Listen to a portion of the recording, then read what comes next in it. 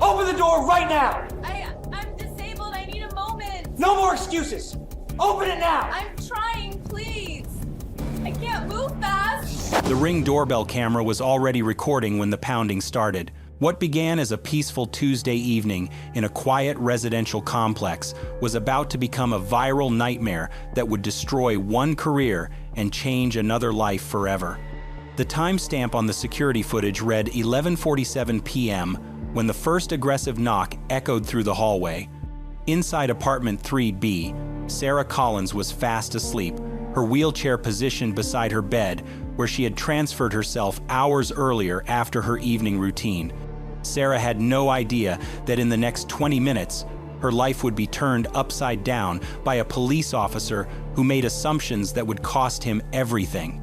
The footage that emerged from this encounter would rack up over 15 million views in just 48 hours, spark national outrage, and prove that sometimes technology captures the exact moment when power meets accountability. Before we dive into this incredible story, let me know in the comments where you're watching from around the world. And if you haven't already, please hit that subscribe button because trust me, you won't want to miss how this unfolds. This story has everything: police misconduct, disability rights, viral video justice, and a settlement that sent shockwaves through law enforcement agencies nationwide. Sarah Collins was 29 years old and had been living independently in her apartment for 3 years. Born with spina bifida, she used a wheelchair for mobility but lived a completely normal life. She worked remotely as a graphic designer, had a small circle of close friends, and took pride in her independence. Her apartment was specially equipped with accessibility features, and she had developed routines that allowed her to manage everything on her own. That Tuesday evening had been like any other. Sarah had finished work around 6 p.m., made herself dinner, caught up on some reading, and settled into bed by 10:30. She was a light sleeper due to some chronic pain issues related to her condition, but she had finally drifted off when the knocking began. At first, she thought she was dreaming. The sound was muffled and distant, but as it continued and grew more aggressive, she realized someone was actually at her door. Sarah reached for her phone to check the time. Nearly midnight. She felt a wave of anxiety wash over her. Who could be knocking this late? She lived alone and wasn't expecting anyone. Her family lived 2 states away, and her closest friend knew better than to show up unannounced, especially at this hour. The knocking became more insistent. Loud, rapid banging that echoed through her small apartment. Sarah maneuvered herself into her wheelchair, a process that normally took her about 2 minutes, but felt like an eternity with someone pounding on her door. She grabbed her robe and made her way toward the front door, her heart racing. Through the peephole, she could see a figure in what appeared to be a uniform. The hallway lighting was dim, but she could make out the distinctive shape of a police officer. Her confusion deepened. She hadn't called the police. There had been no emergency, no disturbance from her apartment.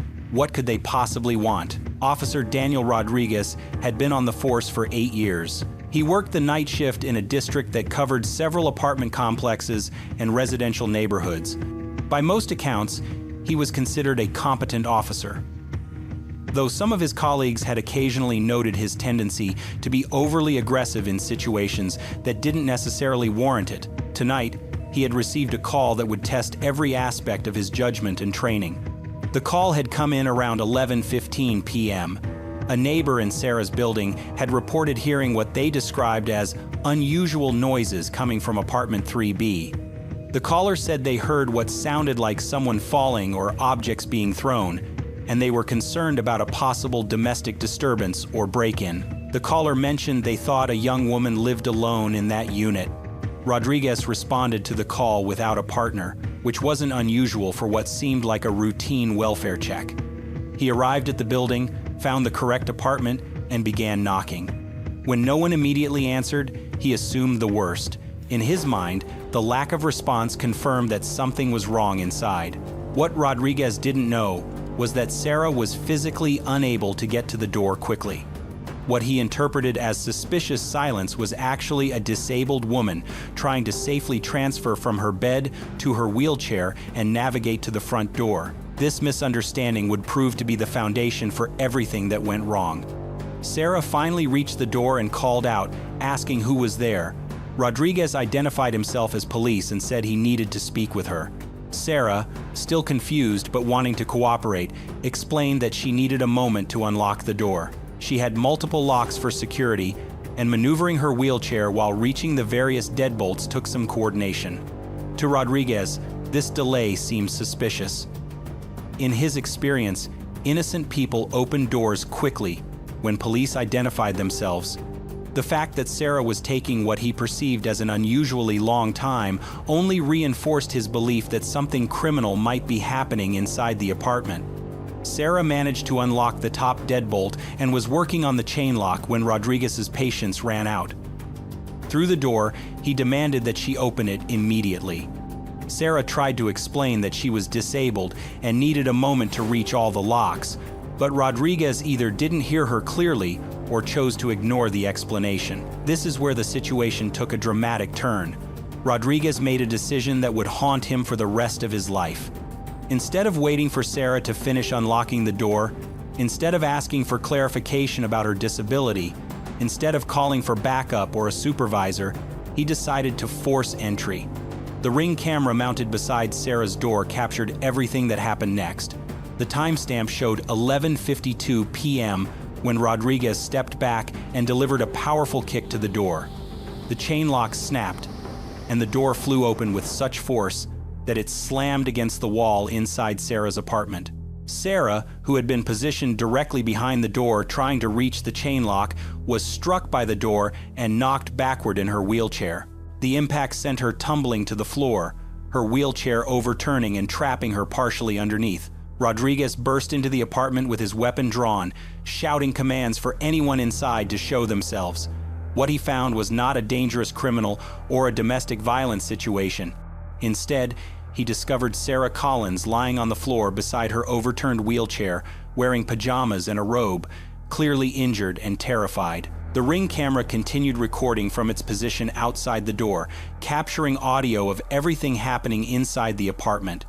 Sarah's voice could be heard, shaky and scared, trying to explain who she was and that she lived there.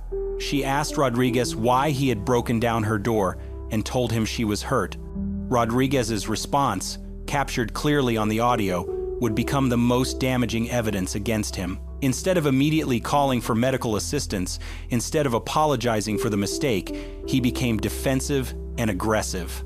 He accused Sarah of taking too long to answer the door and suggested she had been hiding something. Sarah, still on the floor and unable to right her wheelchair on her own, pleaded with Rodriguez to help her up. She explained that she was disabled and that he had injured her when the door struck her. Rodriguez seemed to interpret her distress as defiance rather than a legitimate medical emergency. The Ring camera recorded Rodriguez telling Sarah to stop making excuses and to get up on her own.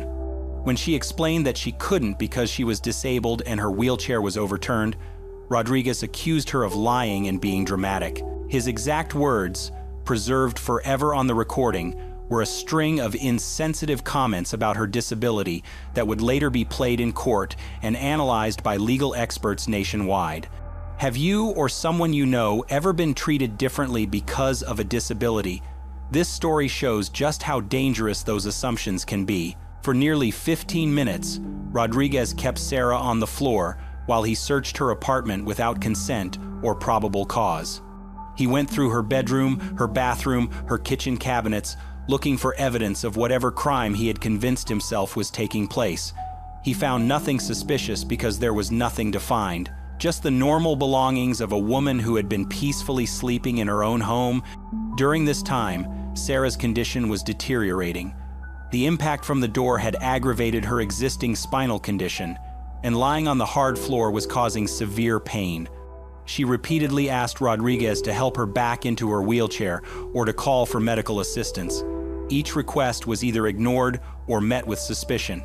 The turning point came when Rodriguez finally called for backup, not because he realized his mistake, but because he wanted another officer to witness what he believed was Sarah's uncooperative behavior.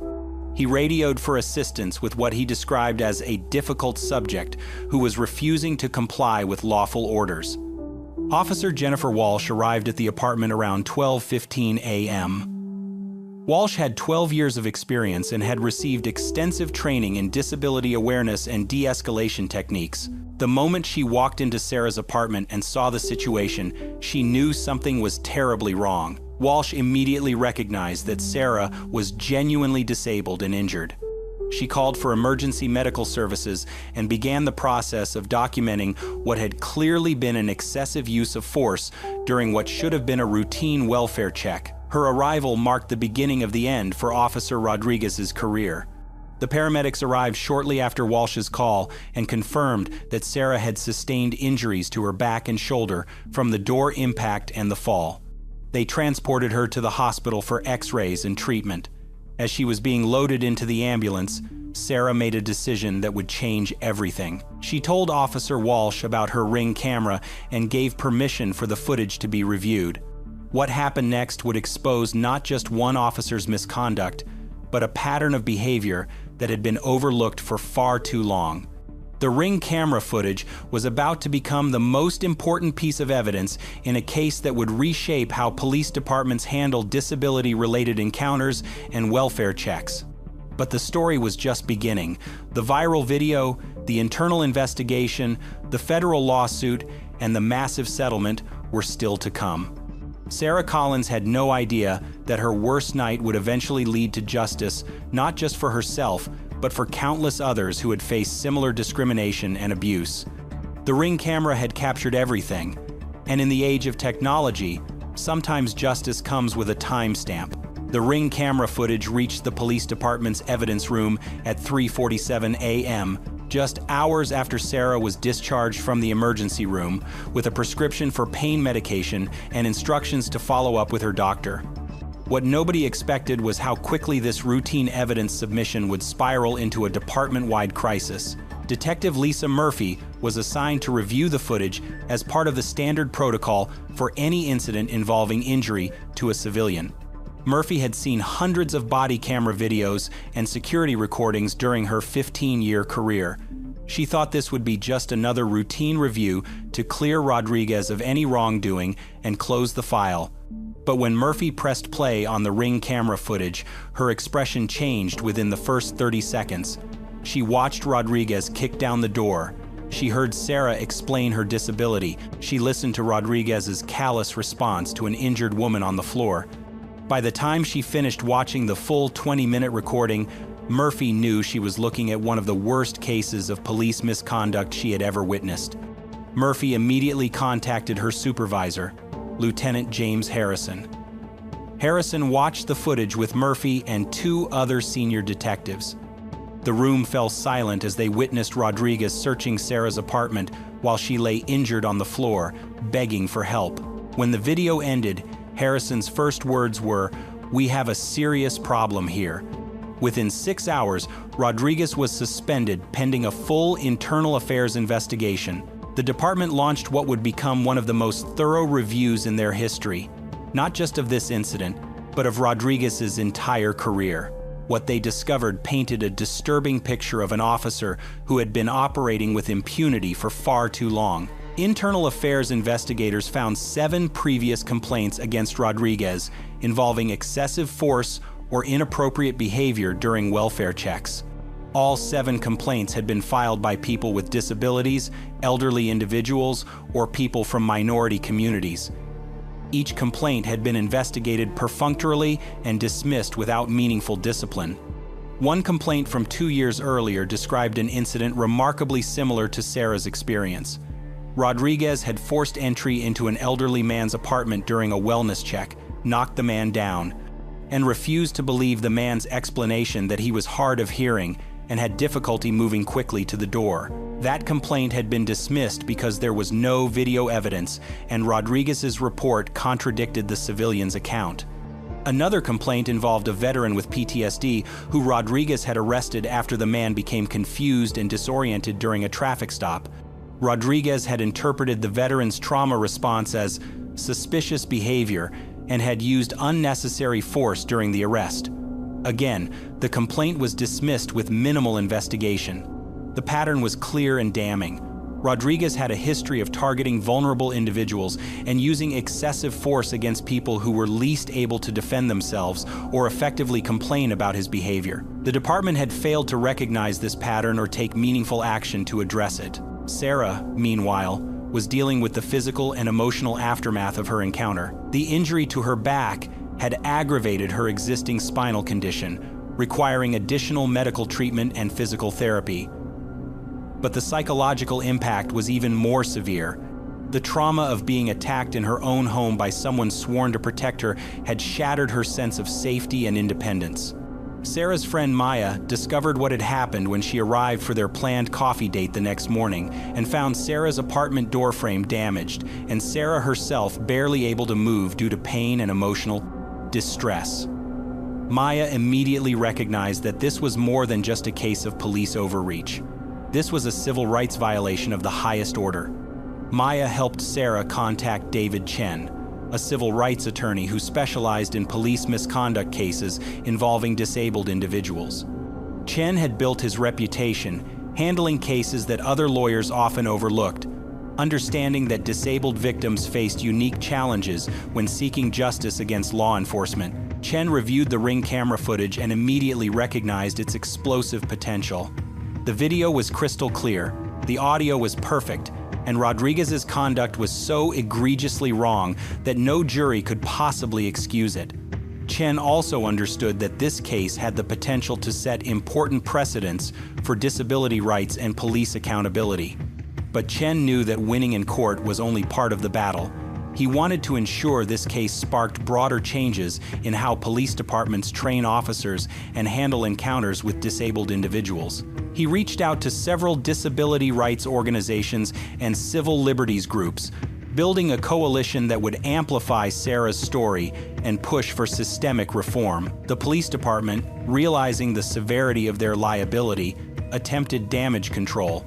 They offered Sarah a modest settlement through her attorney, hoping to resolve the matter quietly before it attracted media attention. Chen advised Sarah to reject the offer. The amount was insultingly low, and accepting it would prevent them from pursuing the broader accountability they were seeking. 3 weeks after the incident, Chen held a press conference announcing the federal lawsuit. Sarah sat beside him, still using a neck brace from her injuries, as Chen outlined the case against Rodriguez and the police department. The Ring camera footage was shown to the assembled reporters, and their shocked reactions told the story better than any written statement could. The video went viral within hours. News outlets picked up the story, and social media exploded with outrage over Rodriguez's treatment of Sarah. Disability rights advocates shared the footage with commentary about the systemic discrimination faced by disabled individuals. The hashtag demanding justice for Sarah began trending nationally. The public response was swift and overwhelming. The police department's phone lines were flooded with calls demanding Rodriguez's firing. The mayor's office received hundreds of emails calling for a thorough investigation of the entire department. Disability rights organizations announced plans for protests and demanded federal oversight of the police department's practices. Rodriguez, who had been suspended with pay during the initial investigation, found himself at the center of a national controversy. His name and face became synonymous with police brutality against disabled individuals. His personal social media accounts were discovered and scrutinized, revealing posts that many interpreted as showing bias against disabled people and minorities. The internal affairs investigation, initially expected to take months, was expedited under intense public pressure. Investigators interviewed Rodriguez extensively, and his explanations for his conduct became increasingly incoherent and defensive. He claimed he had felt threatened by Sarah's delay in opening the door. He insisted his use of force was justified based on the unknown risks of the situation. When investigators asked Rodriguez why he hadn't simply identified himself more clearly or asked about Sarah's circumstances before forcing entry, his answers revealed a troubling mindset. He seemed genuinely unable to understand why he should have accommodated Sarah's disability or why her need for extra time to reach the door was legitimate. The psychological evaluation ordered as part of the investigation raised serious questions about Rodriguez's fitness for duty. the evaluating psychologist noted concerning attitudes toward disabled individuals and a pattern of viewing accommodation requests as manipulation or defiance. The psychologist recommended immediate termination and suggested Rodriguez undergo extensive counseling before being considered for any position involving public contact. Officer Walsh, who had responded to Rodriguez's backup call, became a crucial witness in the investigation. Her testimony contradicted several claims in Rodriguez's initial report and provided an independent law enforcement perspective on just how wrong Rodriguez's conduct had been. Walsh described finding Sarah injured on the floor and Rodriguez standing over her, showing no concern for her well-being or recognition that he had caused her injuries. The neighbor who had made the original call also came forward with additional information that further undermined Rodriguez's version of events. The neighbor explained that the sounds they had reported were actually Sarah doing her evening exercises, a routine she followed to maintain her physical health. The neighbor had been new to the building and wasn't familiar with Sarah's disability or her daily routines. This revelation eliminated any justification for Rodriguez's aggressive approach. What he had responded to wasn't a domestic disturbance or break-in, but the normal sounds of a disabled woman maintaining her health and independence. His failure to properly investigate before using force highlighted his poor judgment and lack of basic police skills. The federal lawsuit, filed under the Americans with Disabilities Act and Section 1983 of the Civil Rights Act, sought both monetary damages and systemic reforms. Chen's legal team documented not just the immediate harm to Sarah, but the broader pattern of discrimination that Rodriguez's conduct represented. They argued that the police department's failure to properly train officers on disability issues and their inadequate response to previous complaints created an environment where violations like this were inevitable. Expert witnesses lined up to testify about the proper procedures for welfare checks involving disabled individuals, the psychological impact of police violence on vulnerable populations, and the systemic changes needed to prevent similar incidents. The case was building into a comprehensive indictment of how law enforcement agencies across the country handle encounters with disabled citizens. What started as one officer's terrible decision was revealing layers of institutional failure that went far beyond a single bad cop. The Ring camera footage had opened a window into problems that disability advocates had been fighting against for decades, and now the whole country was watching. The pressure on the police department intensified when Rodriguez's personnel file was leaked to the media. Internal documents revealed that supervisors had noted his aggressive tendencies in performance reviews, but had failed to provide additional training or closer supervision. One evaluation from 3 years earlier specifically mentioned Rodriguez's difficulty working with vulnerable populations. Yet he had continued to be assigned to welfare checks and domestic calls. The department's training records showed another glaring failure. Officers received only 4 hours of disability awareness training during their initial academy instruction, and there were no mandatory refresher courses. The training materials were outdated and failed to address the specific challenges faced by people with mobility disabilities, sensory impairments, or cognitive differences. Sarah's medical records, submitted as evidence in the lawsuit, painted a devastating picture of the lasting impact from Rodriguez's actions. The forced entry had caused herniated discs in her spine that required surgery and months of rehabilitation. Her doctor testified that the trauma had significantly set back her physical progress and independence goals that had taken years to achieve. More troubling were the psychological evaluations documenting Sarah's development of severe anxiety and panic disorder following the incident.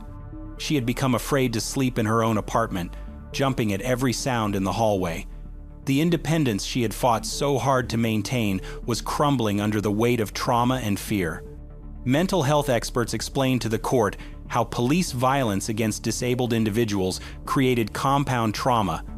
Not only did victims experience the immediate physical and psychological harm, but they also faced the devastating realization that the people supposed to protect them viewed their disability as suspicious or threatening. The investigation expanded when other victims began coming forward. A blind woman contacted Sarah's legal team to describe an incident where Rodriguez had arrested her for failing to immediately respond to his commands, despite her explanation that she couldn't see his hand signals. A man with autism shared his experience of being tackled by Rodriguez during a mental health crisis because his stimming behaviors were interpreted as aggressive. Each new account followed the same disturbing pattern.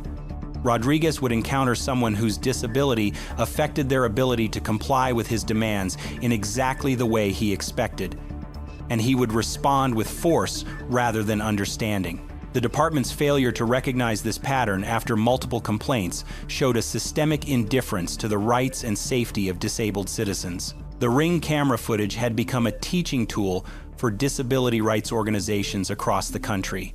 Universities began incorporating it into criminal justice courses as an example of how implicit bias and inadequate training could lead to devastating consequences. Police academies started using it to demonstrate what not to do during welfare checks. Media coverage of the case brought national attention to the broader issue of police interactions with disabled individuals. Statistics emerged showing that people with disabilities were involved in nearly half of all fatal police encounters, despite representing only about 12% of the population. Sarah's case became a symbol of a much larger crisis in American policing.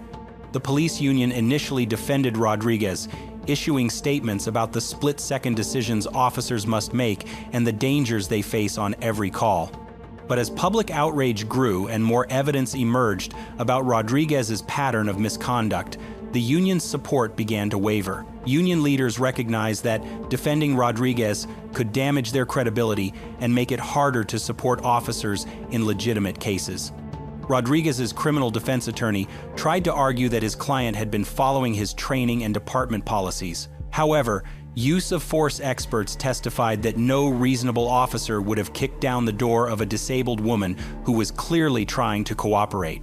The video evidence made it impossible to claim Rodriguez's actions were justified under any standard police procedure. The district attorney's office faced mounting pressure to file criminal charges against Rodriguez. Disability rights groups organized rallies demanding accountability, while Sarah's story continued to spread across social media platforms. The viral nature of the Ring camera footage meant that millions of people had witnessed Rodriguez's conduct firsthand, making it difficult for prosecutors to ignore the case. 6 months after the incident, Rodriguez was formally terminated from the police force. The department cited his pattern of excessive force, failure to follow proper procedures, and conduct unbecoming an officer. The termination hearing was brief, with the Ring camera footage serving as the primary evidence against him. But losing his job was only the beginning of Rodriguez's consequences. The state licensing board revoked his law enforcement certification, ensuring he could never work as a police officer anywhere in the state. Other states began implementing reciprocal agreements to prevent officers decertified for civil rights violations from simply moving to new jurisdictions. The federal investigation expanded beyond the individual case to examine the department's entire approach to disability-related calls. Federal investigators found that the department lacked proper policies for accommodating disabled individuals during police encounters. Officers had no guidance on how to modify their procedures for people who might need additional time or different communication methods. Training records revealed that the department's idea of disability awareness consisted mainly of outdated videos that portrayed disabled people as either inspirational figures overcoming adversity or as burdens requiring special accommodation. There was no instruction on the legal requirements under the Americans with Disabilities Act or practical guidance for real-world encounters. The lawsuit discovery process uncovered internal emails that were particularly damaging to the department's case. Supervisors had joked about Rodriguez's aggressive approach, with one sergeant writing that Rodriguez doesn't take any nonsense from anybody, no matter what excuse they give. The email chain showed that Rodriguez's targeting of vulnerable individuals was known and tolerated by department leadership. Sarah's legal team also found evidence that the department had failed to properly investigate civilian complaints against Rodriguez. Complaint files showed cursory investigations that accepted Rodriguez's version of events without interviewing witnesses or reviewing available evidence. In several cases, supervisors had closed investigations without even speaking to the complainants. The pattern of inadequate investigations was so pronounced that federal authorities opened a separate civil rights investigation into the department's complaint handling procedures. This investigation would eventually lead to a consent decree requiring federal oversight of the department's internal affairs processes. As the case moved toward trial, the department's insurance carriers began pressuring city officials to settle. The Ring camera footage made Rodriguez's liability clear, and the pattern of misconduct evidence suggested the potential for massive punitive damages. Insurance executives warned that taking the case to trial could result in a verdict that would bankrupt the city's insurance fund. Settlement negotiations began in earnest 8 months after the incident. Sarah's legal team made it clear that any agreement would need to include not just monetary compensation, but meaningful reforms to prevent similar incidents. They demanded changes to training procedures, complaint investigation processes, and accountability mechanisms. The city initially offered a settlement in the low 6 figures, hoping to resolve the matter quickly and quietly. Sarah's attorneys rejected the offer immediately, pointing out that the medical expenses alone exceeded that amount, and it did nothing to address the systemic issues that had enabled Rodriguez's conduct. Media attention continued to focus on the case as settlement talks progressed. Sarah gave several interviews, always emphasizing that her goal wasn't just personal compensation, but preventing other disabled individuals from experiencing similar trauma. Her advocacy work had transformed her from a private citizen into a national voice for disability rights and police accountability. The Ring camera footage continued to circulate online, serving as powerful evidence of the need for reform in police training and oversight. Legal experts analyzed the video in detail, using it to illustrate how quickly a routine welfare check could turn into a civil rights violation when officers lacked proper training and accountability. The case had already sparked changes beyond Sarah's city. Police departments across the country began reviewing their disability training programs and updating their policies for welfare checks. Some departments implemented mandatory crisis intervention training that included extensive disability awareness components. But the most significant changes were still to come. The settlement negotiations would soon conclude with an agreement that would send shockwaves through law enforcement agencies nationwide, establishing new standards for how police departments must train their officers and handle encounters with disabled citizens. The Ring camera had captured more than just one officer's misconduct. It had documented a systemic failure that was about to face a reckoning that would reshape policing practices across the country. The settlement conference took place in a sterile conference room on the 15th floor of a downtown office building. Sarah sat at one end of a long mahogany table, flanked by her legal team and disability rights advocates who had joined the case. Across from her sat representatives from the city, their insurance company, and a nervous-looking attorney who kept glancing at his phone as if hoping for an escape route. The city's lead negotiator opened with what he clearly thought was a generous offer: $400,000 and a promise to review department training procedures. The silence that followed was deafening. Sarah's attorney didn't even dignify the offer with a verbal response, simply sliding a folder across the table containing medical bills, lost wages, documentation, and expert testimony about the lifetime impact of Rodriguez's actions. What the city representatives didn't fully grasp was that this case had evolved far beyond a simple excessive force claim.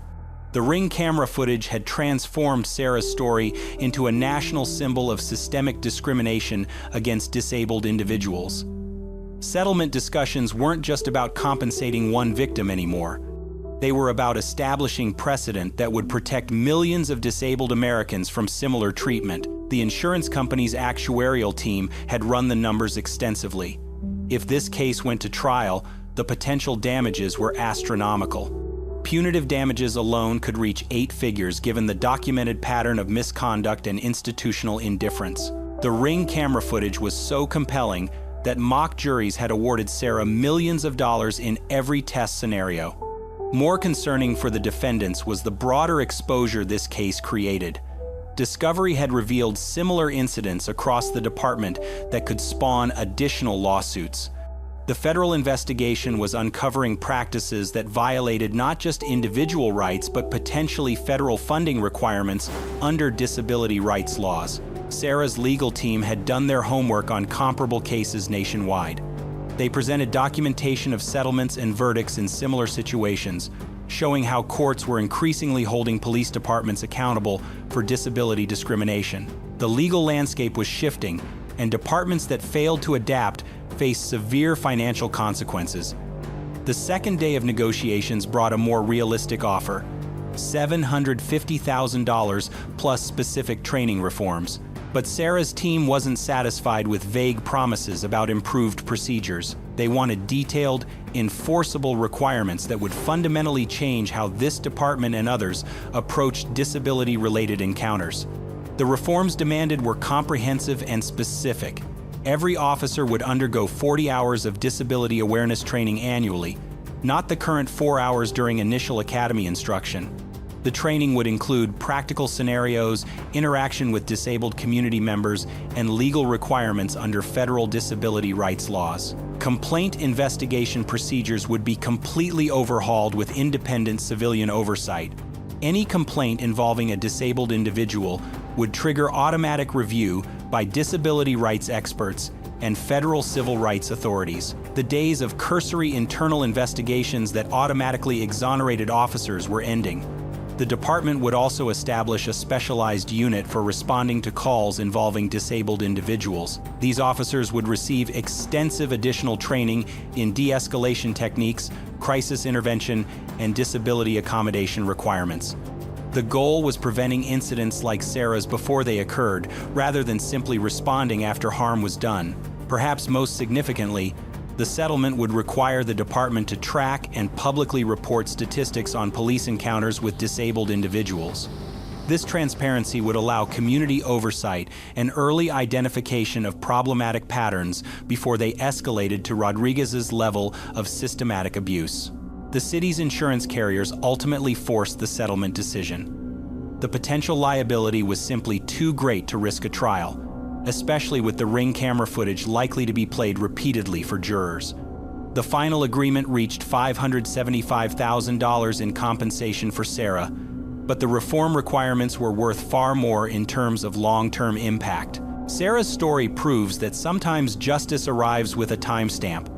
One Ring camera changed everything, exposing not just one officer's misconduct, but an entire system's failure to protect its most vulnerable citizens. Rodriguez lost his career, his certification, and his future in law enforcement.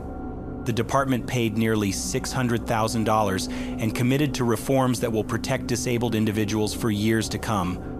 But the real victory was bigger than money. Sarah's courage to fight back sparked nationwide changes in police training and accountability. Her worst night became a catalyst for justice that reached far beyond her apartment door. If you think this situation was bad, wait until you see what happens in the case on the right-hand side.